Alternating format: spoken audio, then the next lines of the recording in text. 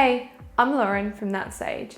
In today's video, I'm going to talk to you about my 3 favourite Lightroom tools that really help transform my food photography and are going to help you too.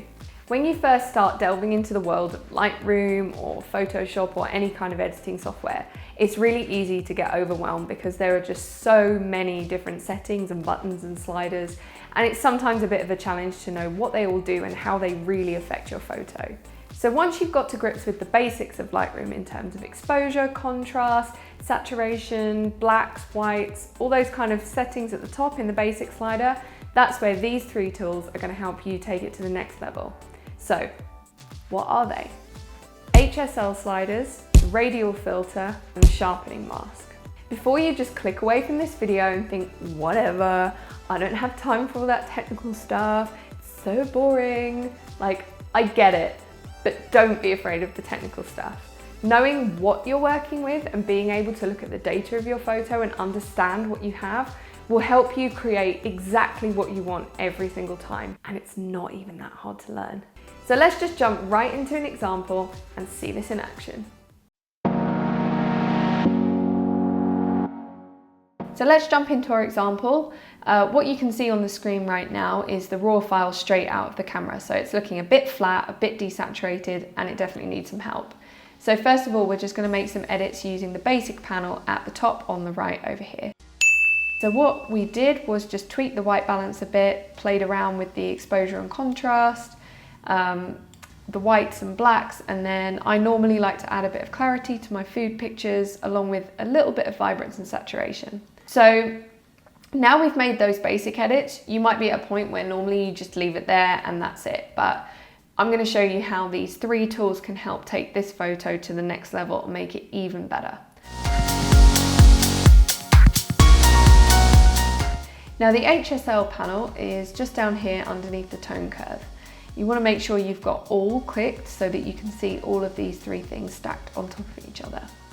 Now what it stands for is hue, saturation and luminance. And what makes it such a powerful tool is the fact that you can affect one colour only in your picture rather than the whole thing.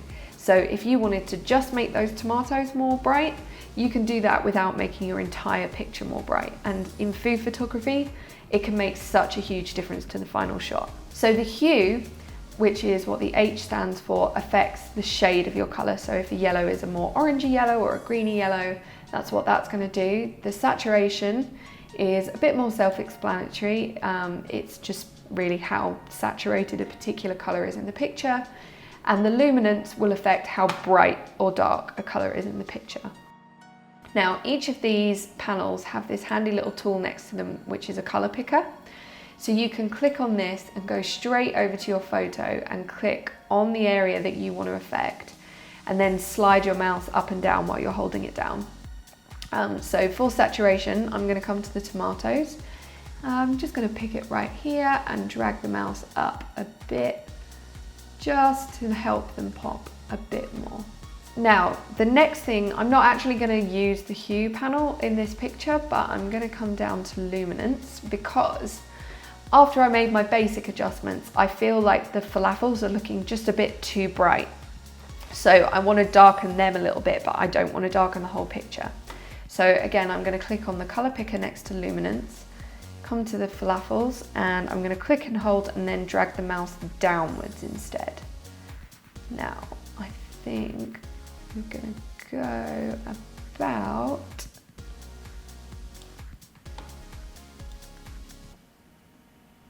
there. So now what you can see is the rest of the photo has stayed the same, but the falafels aren't looking quite as blown out anymore, and they even have a bit of a richer colour.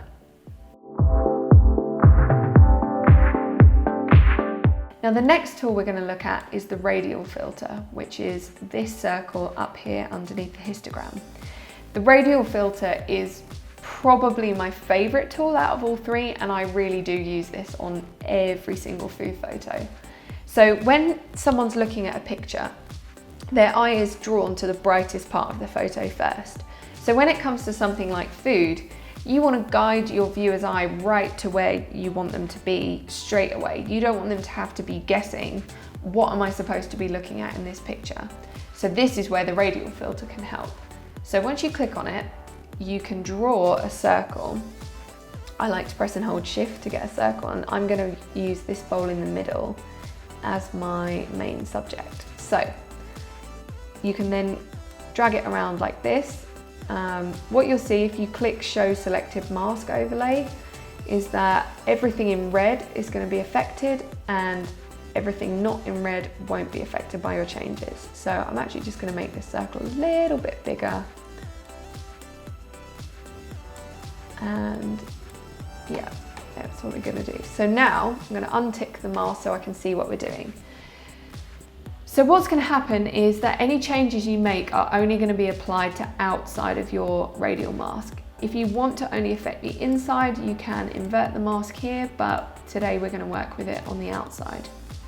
Now what I like to do is to bring down the exposure just a little bit, because this will help guide your viewer's eye straight to your subject.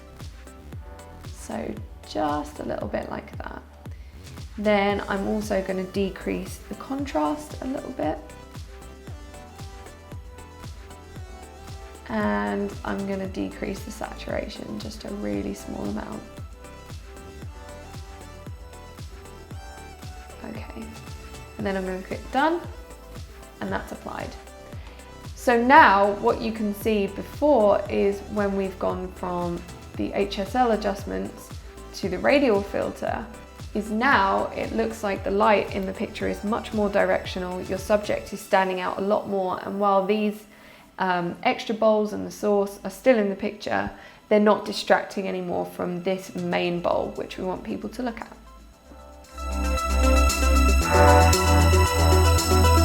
The last tool that we're going to look at is the sharpening mask. Now, I'm sure probably most of you have used the sharpening tool in Lightroom, but if you are currently just doing this, then you're not really getting the most out of the tool. So to use the masking tool, what you want to do is hold down the Alt key on a Windows or the Option key on a Mac, and then drag your masking slider to the right.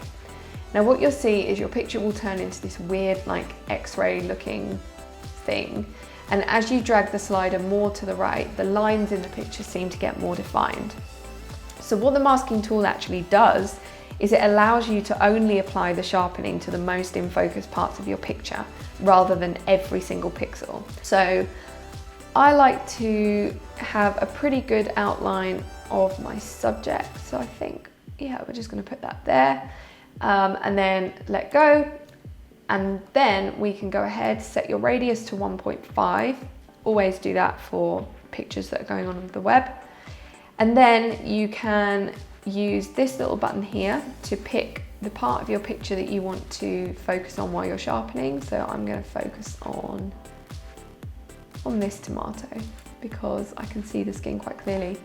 And then you can see as you're dragging the slider up and down what the sharpen effect is doing to the picture. So I'm just going to put it somewhere around 50. We don't want it too crazy. So those are my 3 favourite tools to use in Lightroom with my food photography.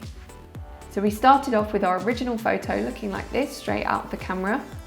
Then we applied some basic edits and we got to this point. We then played around with the HSL slider to help bring the specific colours in the picture to where we wanted them to be. Then we added a radial filter to draw the eye to our subject, and then we applied the sharpening mask. I hope you found this tutorial useful. Let us know in the comments, what is your favourite Lightroom tool and how do you use it in your food photography? I would love to hear your tips and share them with everyone. So don't forget to give this video a big thumbs up, subscribe to our channel, and I will see you next time. Bye!